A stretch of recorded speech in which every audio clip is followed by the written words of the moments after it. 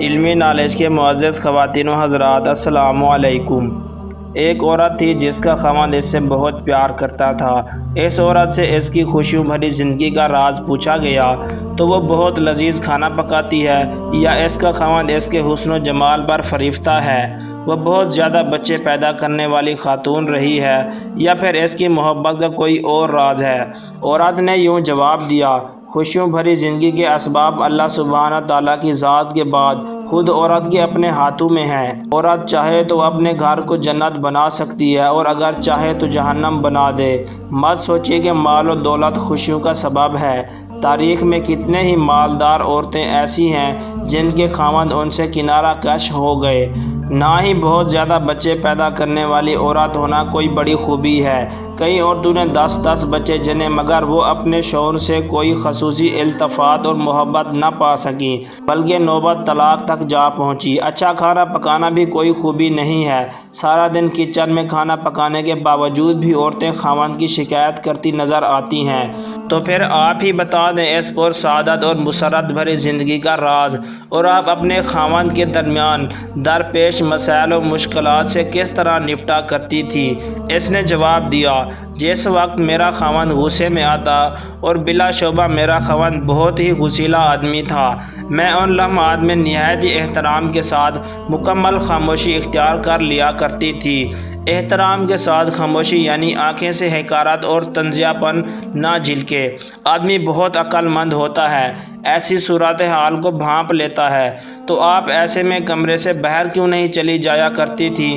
اس نے کہا، خبردار، ایسی حرکت مت کرنا، اس سے تو ایسا لگے گا تم اس سے فرار چاہتی ہو اور اس کا نقطہ نظر نہیں جاننا چاہتی۔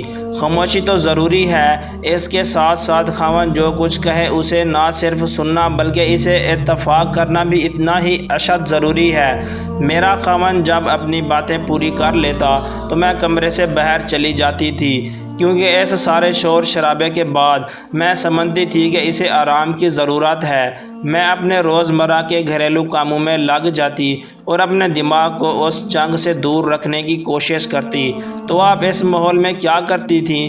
کئی دنوں کے لیے لا تعلقی اور بول چال چھوڑ دینا وغیرہ؟ اس نے کہا، ہرگز نہیں، بول چال چھوڑ دینے کی عادت انتہائی گھٹیا اور خاوند سے تعلقات خراب کرنے والی ہے۔